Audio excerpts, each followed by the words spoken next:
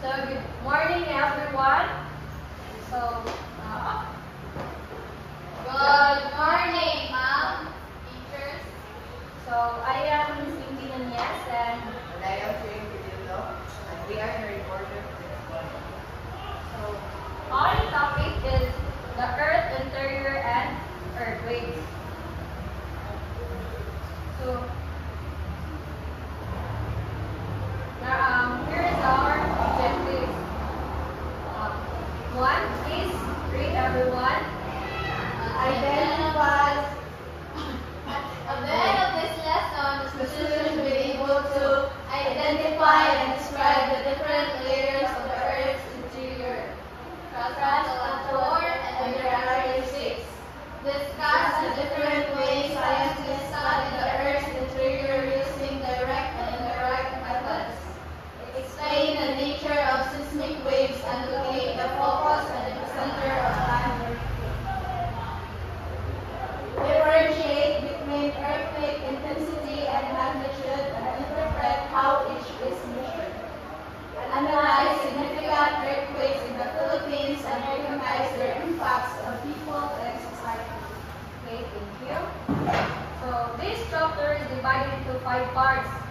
The Earth interior, ways to study the Earth interior, earthquakes, waves and their location, earthquake intensity and magnitude, Philippine earthquakes. So, before we proceed to our discussion, let me prepare nga activities. So, ang among activity is stand up if it is true. So, here is the instruction. So, if the statement is true, students stand up. If the statement is false, the students remain seated. So, sabot ra sa instruction? Yes. Okay, very good.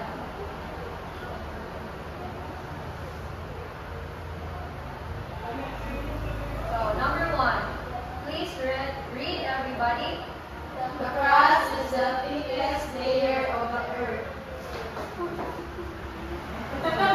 I'm Arlene. Lord, di ba? Troko, ay, bala ko. Troko. Answer, please. Answer is False. false. Okay. So, next, the discussion One more. Okay. Number 2. Samantha is responsible for convection currents that move tectonic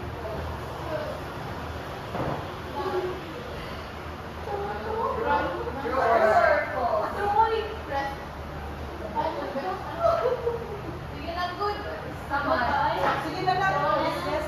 Okay. Correct answer is true.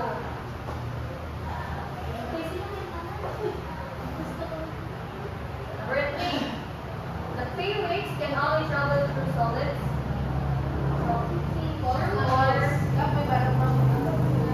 Okay, correct. False ang answer. Yeah, correct. Kung yan, ibawa na ito po kung saan na siya fluids. Number 4.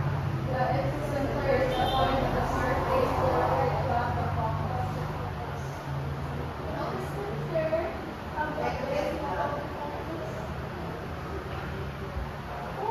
One.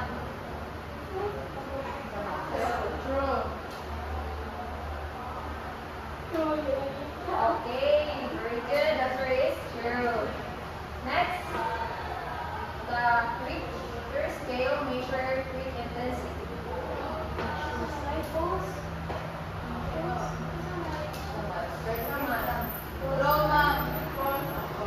Okay, the answer is false.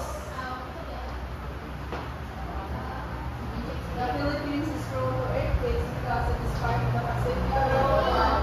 Very true. Correct.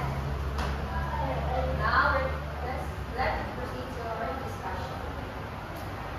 So, Mohorovičić ay Yugoslavian scientists discovered a surface layer or deep crust. The base of the crust was named after him Mohorovičić or Moho guys, usa na siya ka scientist na nag-discover sa kaniyang surface layer or the crust. So, shadow zone refers to an area between 104 degree and 143 degrees distance from the earthquake epicenter, in which direct waves do not arrive because of the refraction by the Earth's core. So, asa man nakita ang shadow zone?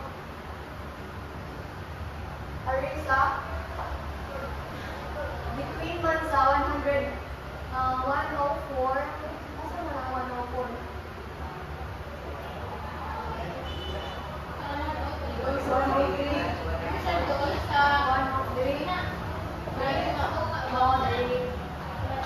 Very siya lapit. Equator. Okay.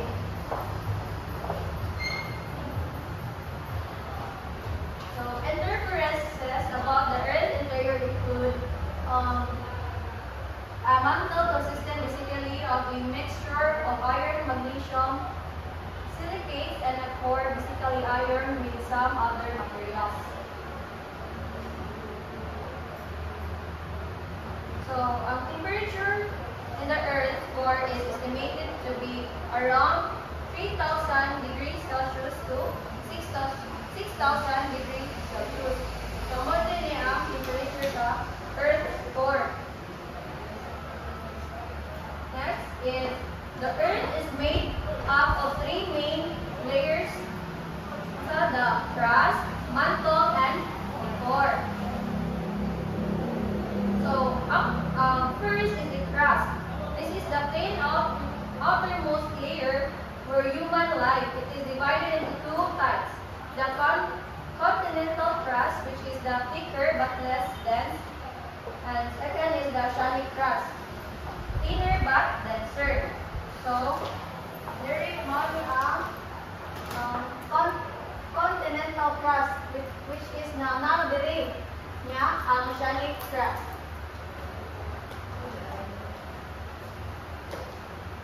second, mantle. Found beneath the crust, it is the thickest layer of the Earth. It is mostly solid but behaves plastically in some regions, allowing convection currents to occur. So, ang mantle, mo dili ang the thickest layer of the Earth. Ari, mo ni siya ani. Next is the core. So, core is the innermost layer divided into outer core, which is the layer iron and nickel, responsible for Earth's magnetic field. Inner core are the solid iron and the nickel due to immense pressure. So, asa man ang core? Other kani siya. Other ang core. Yes.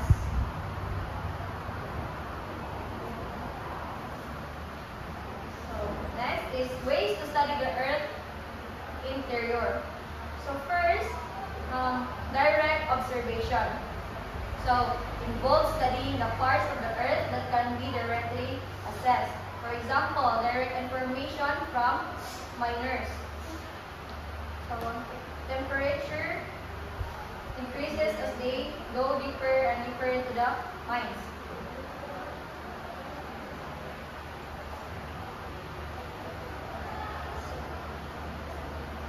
Next is rocks. At depth of around 2,500 meters, temperature of the rock is high enough to boil water. The deepest mine in South Africa and only 9.4 to 10 kilometer down and 99.9% still unknown. So, is the Earth solid at this depth?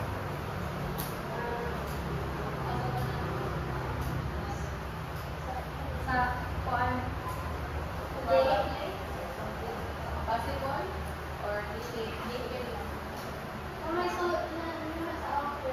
Okay.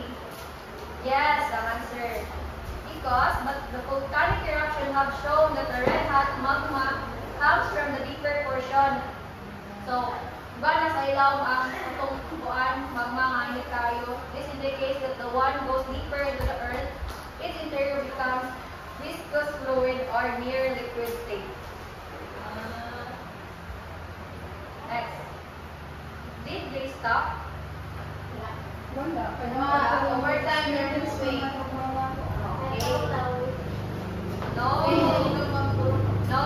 No, because the tragic hole made by the US Israel, the ocean floor, drilling reached only 0.5 kilometers. Materials they obtained were only sediments and solid rocks.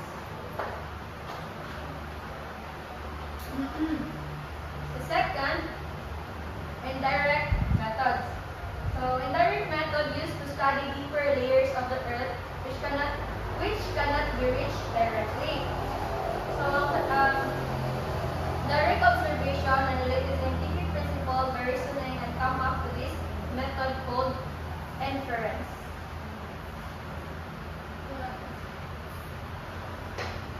So, example ani, at seismic waves.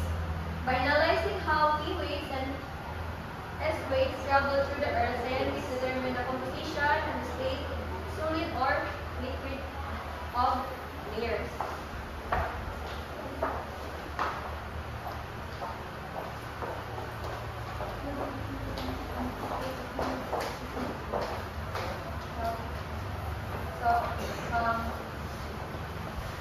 More to guys.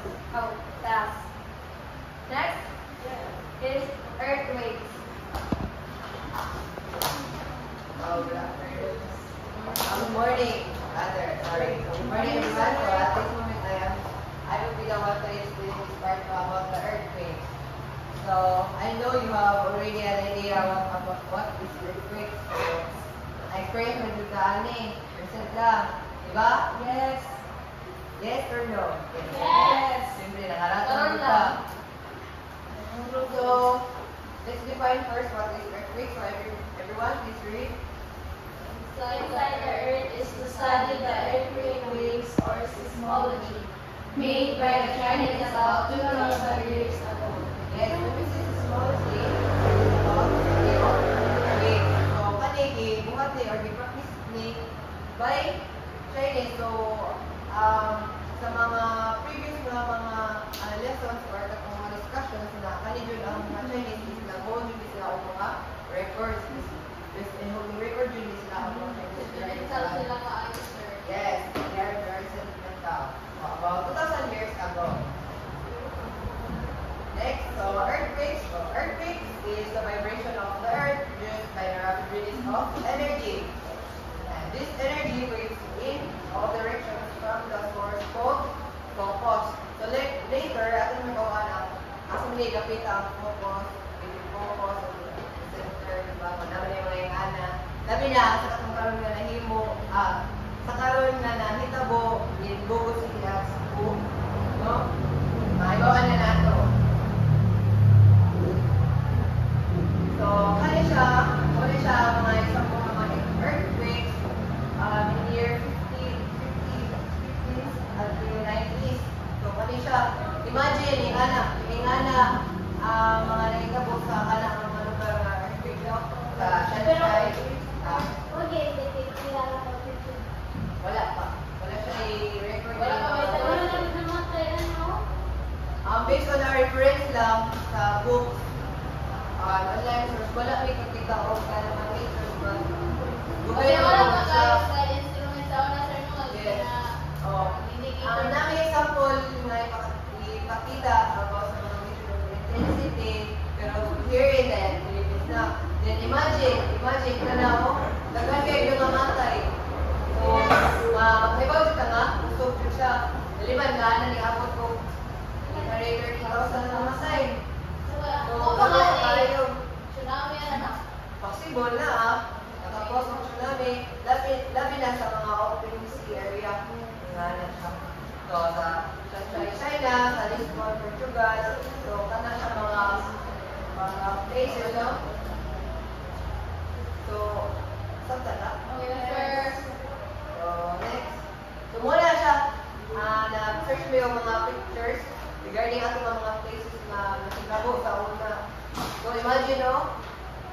ang makapos, kato nga mga earthquakes nga nakapos, at mga kamatay, wala sa matay, so possible yun na nakapos sa tsunami, war, o siyempre, mga kulang sa mga safety, so as shown in the figure, so muna siya. Grabe kayo siya, marunong na lang sa mga haligi.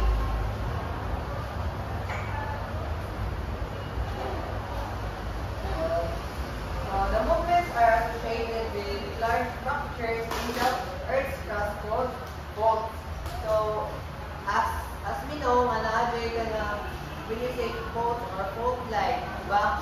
As recent lang na mga posts sa mga gikan sa people na nagdala sa internet na ang dating kaya na ay fault line na kita mo na. So, muna siya, isa po na siya a large fractures in the Earth's crust. Meron siya na puzzle, sir. Yes, kanang sa mga plates bitaw, movement of plates, muna siya ni mag-cause mo na, yes, mag-cause mo na, muna sa iyang education knowledge. So, core shocks are small earthquakes that you see a major earthquake. So, na-experience sa taani, every day, or siyempre sa mga taga-Cebu ka ng after sa kusog na earthquake na ay mga sumusunod ng mga are small earthquakes that receive a major earthquake. Then aftershocks are smaller earthquakes that follow a major earthquake. Or mga like ako experience kanina, early morning or hapon, ano siya mga aftershocks. So ang kalahian lang ay foreshocks o aftershocks. Ang foreshocks, kaya after nyo siya sa kanang kusog, balik second order yung yana. Then ang aftershocks is nanay days or minutes per hours ang sabay. So, receipt, gusto mo. Iba, wala ang pangaro. Sa tala? Yes, sir. So, ano siya, ang picture is, nag-show na siya about fault, no? Earthquake damage to the roof. Ano yung quote, sir, ma'am? Ano siya?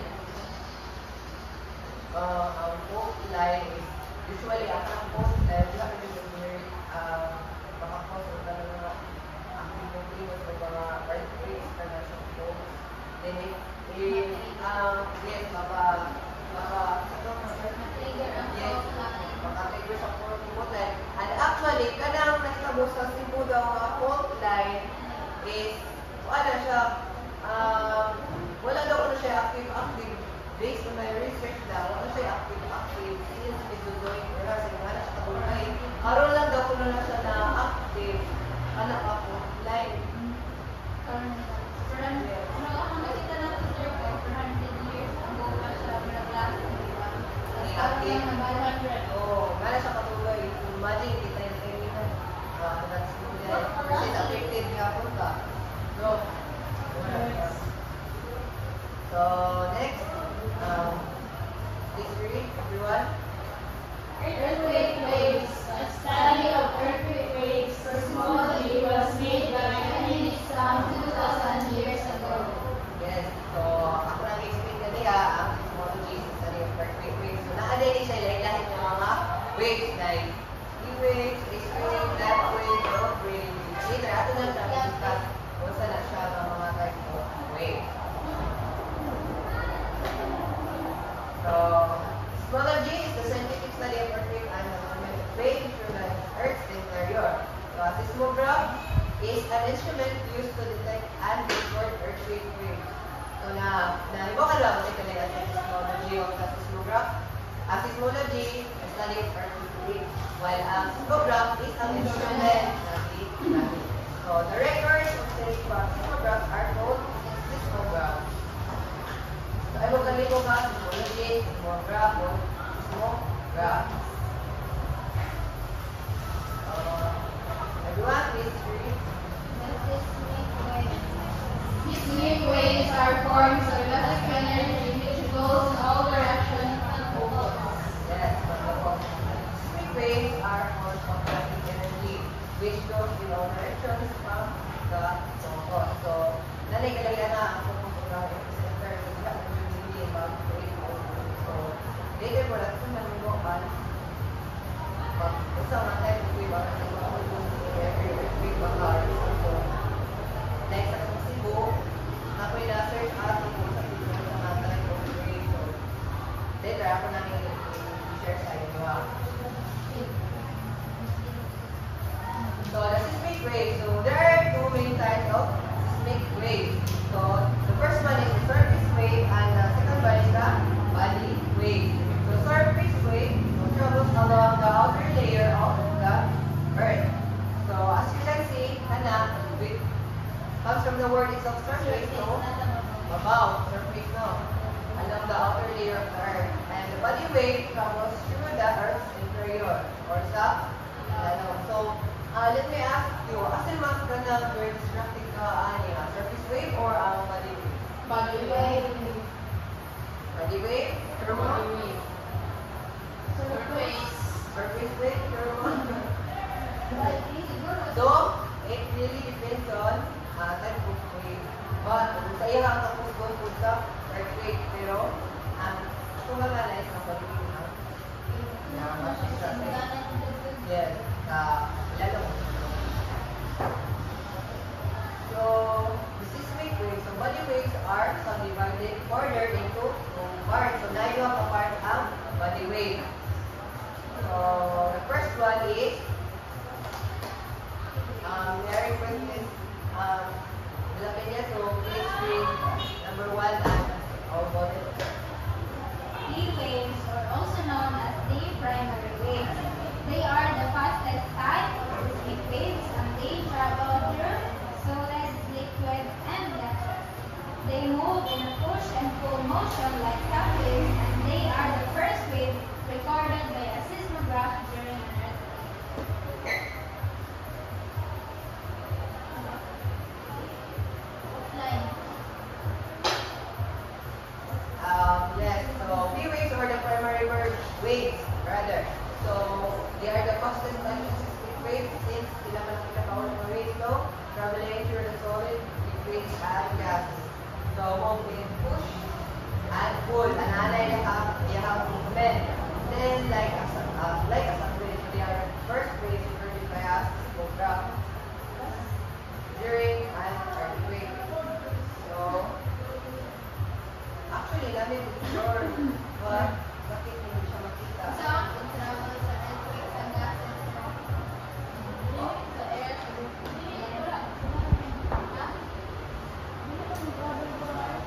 Naman siya, gingon dito, may solid, liquid, and gases. Ay, ingon siya travel to solid, liquid, and Yeah, no, wave. gases. Yes, ang wave. Right, P-wave lang. Pero look sa sound wave ba? Oo, wala na, like sound wave. Kay, Oo. kuan, It's air. open yung para makatravel. Actually, namin picture ba? Ito kay nagurot na ko yan. So,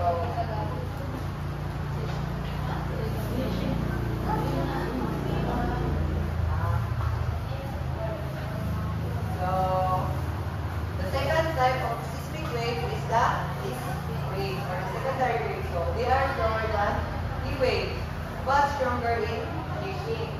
So, travel through solid but not all.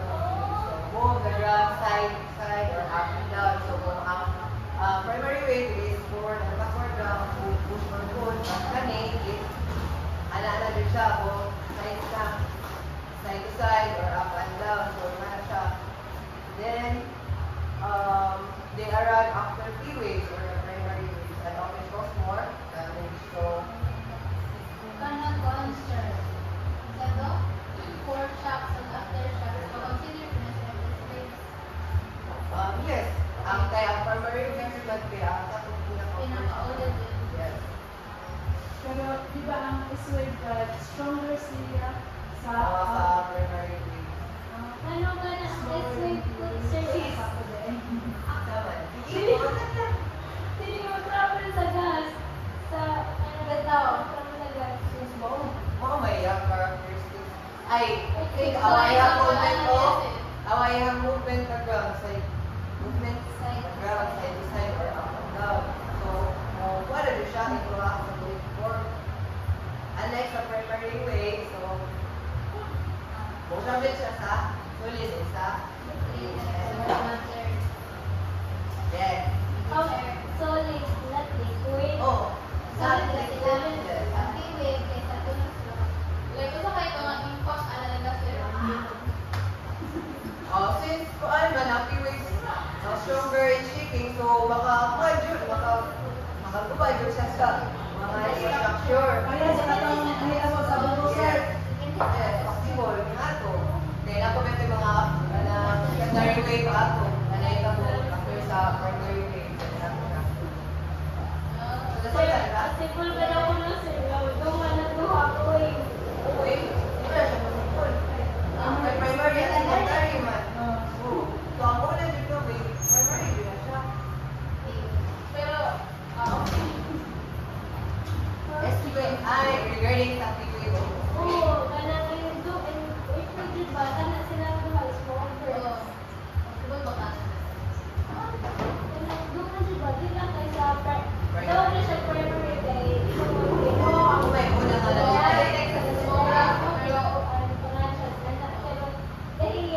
Movement sa sway.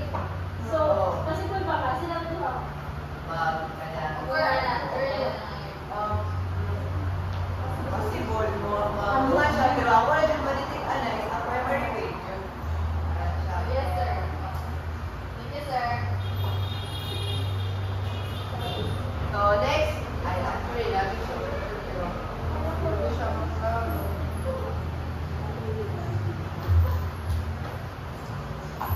Sorry guys ha, ako lang sa explanation. Thank you, sir. Take your time. Sorry, sir.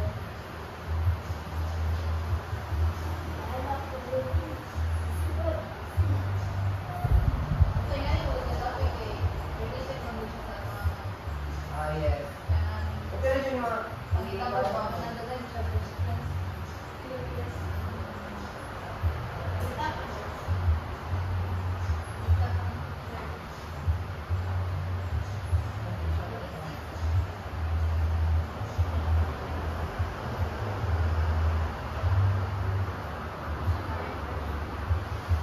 post lang sa lang. Hindi, post lang sa lang. Kaya ako sa ito yung balik. Ikat lang.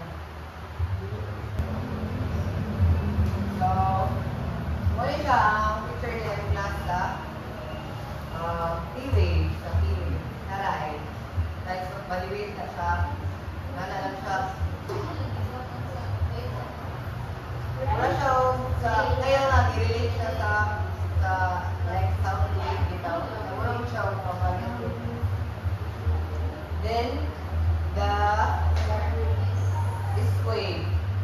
So, ang wave na niya. So, wala siya ang yung picture. Up and down, side to side. So, no, siguro na ano, kung mag-input sa'yo ba kayo? Uyog dyan siya. Wave. Compared sa wave. Kaya nga, based on the definition na much stronger ang secondary wave compared sa primary. So, wala siya ang iyang movement sa wave, P-wave and wave sa buha ka kahit sa body wave. So, next one is the surface wave. So, na-subdivided po siya into two types. So, the first one is the Rayleigh wave. So, may request as Minoyan of this wave. Number one and all the bullet. Rayleigh waves, moving in elliptical rolling motion similar to ocean waves, cause both vertical up and down and horizontal side to side ground movement. Travel slower than body waves or P and S waves, but usually faster than land waves.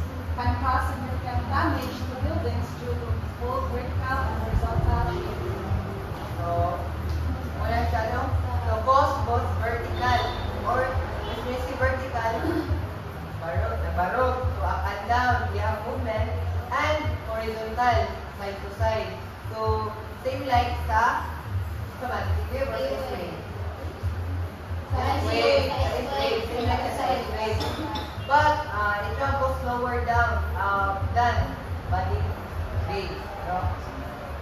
So siya, body waves, i-anticipate but usually faster than love wave. So kani si love wave, gusto po niya siya katan sa surface wave. Yan. So muna siya for sa iyahang wave sa Rayleigh wave. No?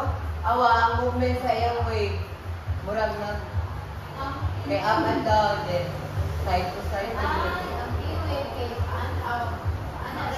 Ana lang kay push on, back, from forward and backward lang ba ang iyang movement. Wala siya up and down. Ang sa wave. Unlike sa east wave, kay na siya up and down, from side to side, then stronger. Then ang radial wave is same sa east wave, up and down, and side to side, but travel time, slower.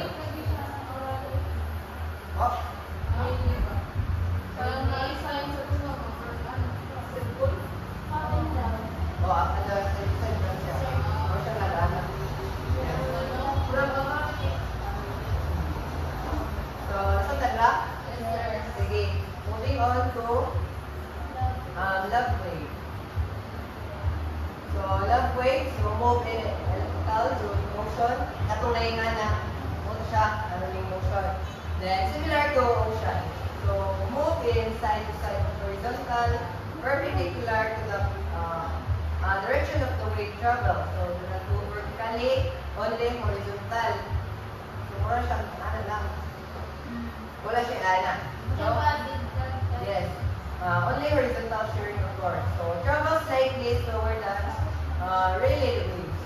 So, typically cause the most destruction because these structures are not designed to resist strong horizontal shearing. So, ang mabiling ba kay usually yung pag-imo kay mas medyo bilis na ng anak anong forward or backward walay anak na shaking sa rod or up and down. So, muna, usually, if naay ka ng maringaning earthquake na love wave, so, possible dyan na kanang magubad siya. Anong love wave may kalas?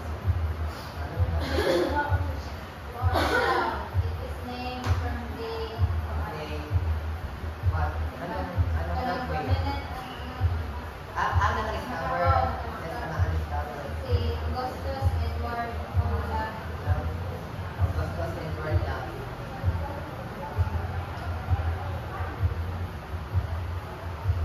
So, wala siyang love wave guys. Unang destructive girl siya, kaya ang movement is side to side.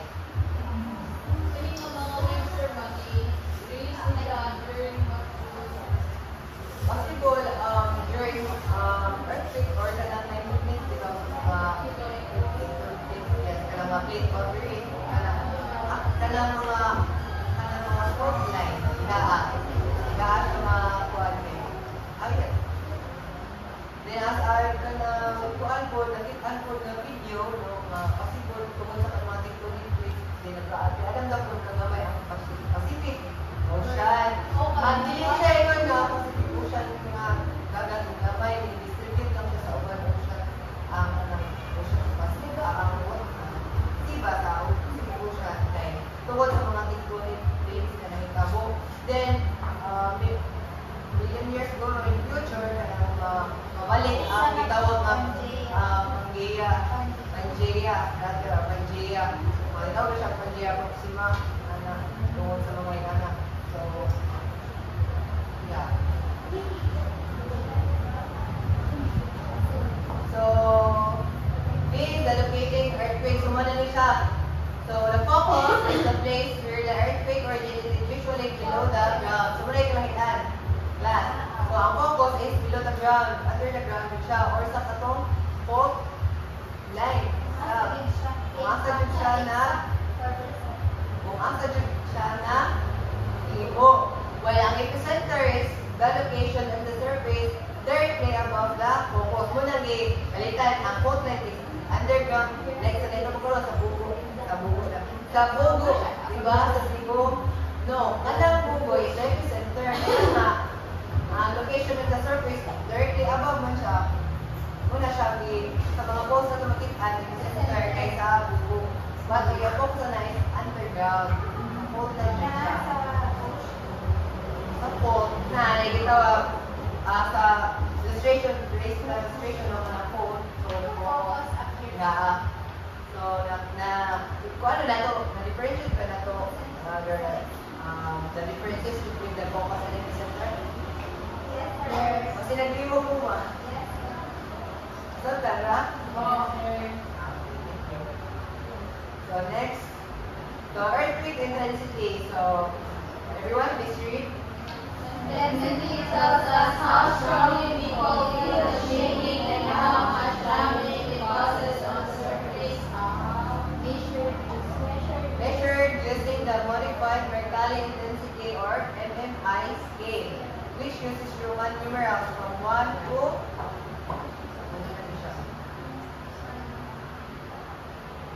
from 1 to 12. So, muna siya, earthquake intensity ang magnitude. No? Na siya'y dibasihan. MMI scale or modified Mercalli intensity. Muna siya mas kanan sa intensity. Kung sa kapasdo ng intensity rather sa earthquake. No? How we feel, the shaking, or mga damage na cause on the surface. The surface ha, voltage on the surface. So, muna siya ang iyahang Roman numeral from 1 to 12. No? One that felt accepted by very few, especially under favorable circumstances. Until 12, ang pinaka-puso, the rich total we've seen the ground surface of this room upward into earth. Grabe na dyan siya ang 12 o object thrown upward into earth. Grabe na linom na lang.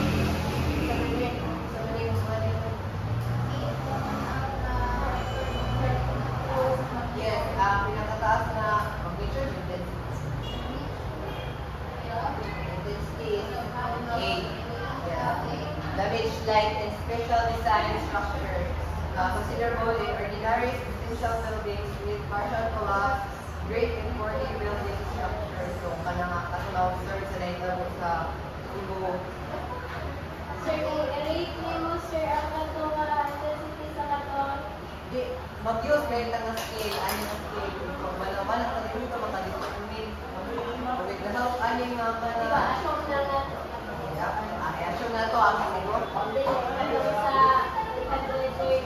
Ay, so possible. Wow! Possible yun po. Kay grabe. Oh, 385,000 na ang namatay nga to. So, possible ko kung dyan po tayo siya niya. Sa mga picture nga atong na kita nga mga building na lupa niya, nag-post na sa fire niya. Murang patin na niya nagkaroon. So, na siya ang gano'n niya. Kasi mo na post ito, oh. Grabe. Na siya. Diba, movement sa kanan. No, dito na sa post. Ulit-ulit mo na. Yes. Yes. O, ano siya. Actually, ang Pacific Ocean Plate is kanang mo underground na siya, kaya much denser kaya na siya. Muna, if magsukat ng gawa ka plate, muna siya, murang ma-fold, ito, ma-fold din, maka-create na siya wave. Yeah. So, kanya siya, muna siya ang MMI scale or the Modified Mercalli Intensity Scale. So, the next is the earthquake magnitude. So, magnitude tells us the actual energy release. So, bawa na nato ang kalayan sa intensity o magnitude. Sa itong kalayan sa intensity, ang intensity kay ang intensity kay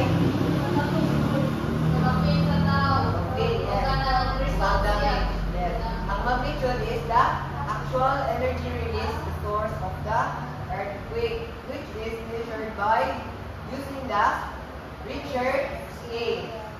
So, kalahian na ang MMI scale kay for intensity. Then, Richter scale is for magnitude. So, or the moment magnitude scale. So, dili ko matawag ko intensity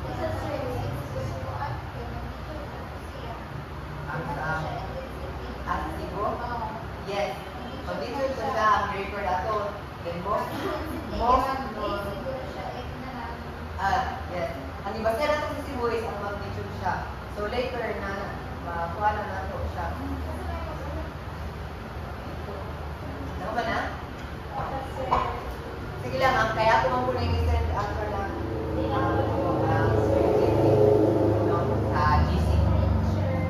So muna siya magnitude, no? Earthquake magnitude natin. So Eric siya sa Richter scale. So 2.5, generally na ito pag-recorded, 1.4. Mag-consider na 7 naman. Meron na siya sa mag-consider as Yes, kaya 6.0, 7.0, okay, destructive na value of earthquake area. Major earthquakes and X-rays damage of here. Then, if magnitude kay 8, so major earthquakes will occur once every 5 to 10 due to total destruction to nearby areas. So, ayaw mo galing sa Richter scale o na Mercalli. Right? Class, right? Ang Mercalli intensity, ang Richter is from magnitude. So, in the Philippines, a more widely used scale is the Rossif or Morel scale, or the measures intensity. So, muna siya, kasi yan, is katong 1, density 1, until sa 9. 9. That's 9. Intensity 1 until intensity 9.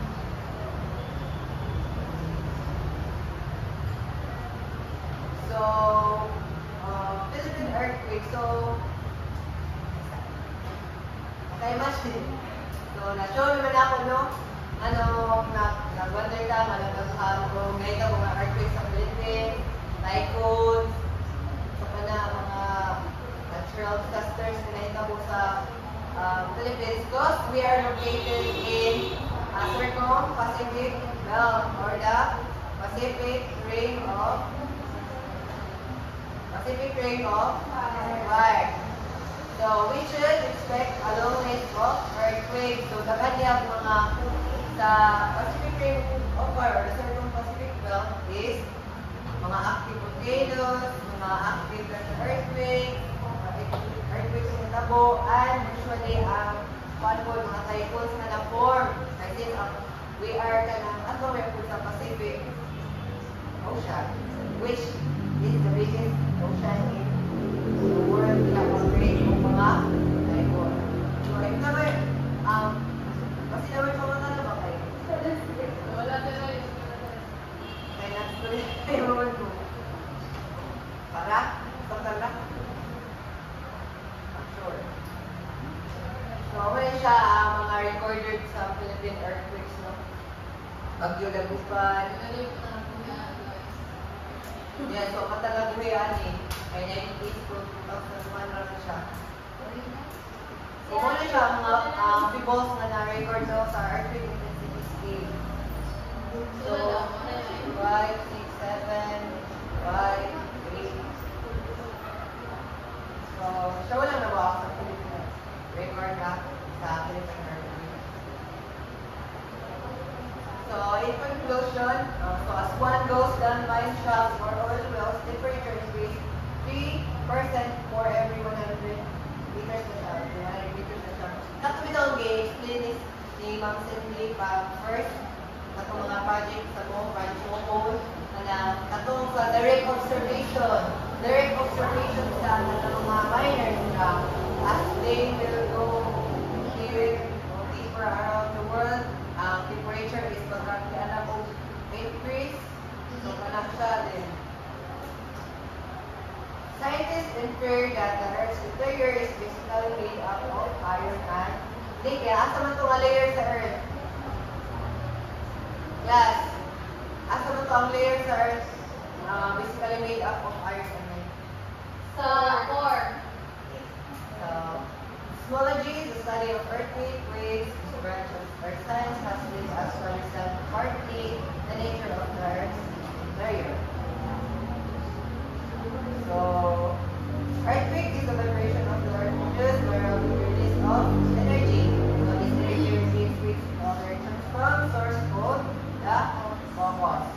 So, structures in the Earth's crust, and mga fault lines, and four shocks are small earthquakes that Sir, wait, wait. Fault line ba naman yung sa ubos na? Ayan, ilaw na? Yes. Parang. So, for ato, focus of epicenter without Alam niyo, atong focus, mo dito dito sa fault line. sir. Foreshocks are small earthquakes that precede a major earthquake, and aftershocks are big, smaller earthquakes that follow a major earthquake. So, seismographs are instruments which record earthquake waves. Records from seismographs are called seismograms. Seismology. Quality, seismograph, seismograph. So, two main types of seismic waves are called surface waves, which travel along the outer layer of the earth, and the body wave which travel along the earth's interior or underground. So, body waves are two types, the primary waves and the secondary or each wave. And surface waves, there are two types, the relief waves and the lash waves. So, epicenter is the location of the surface directly above the focus. So, epicenter is above and ang focus sa lalo. Then about 95% of energy released by earthquake is concentrated at a few narrow zones. Example is the Circum-Pacific Zone, which is kita na apil ka na country sa bilong sa Circum-Pacific Belt na dagan ng active volcano, dagan ng earthquake na nagparo, and so on and so forth. Then attempts to establish intensities or amounts of damage by earthquakes are provided by the A or provided by Sunai Dulong. The first one is the Modified Mercalli Intensity Scale or the MMI. Ito ito yung record na intensity. Then the Richter Scale, which is the magnitude, and the mostly nga ginagamit sa Philippines is the Rosicor Scale.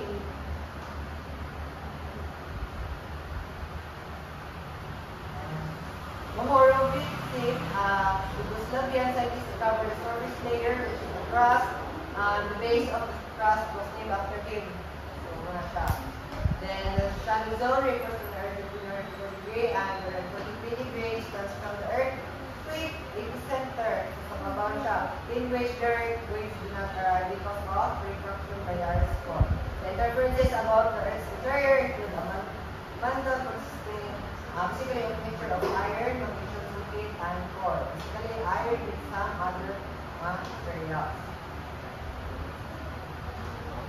So, areas in the Philippines which are statistically more active compared to the rest of the country, including Southern Philippines, particularly those near the Philippine Trench and Philippine Faults. So, di ba na yung mga posts na police at mga Mariana Trench?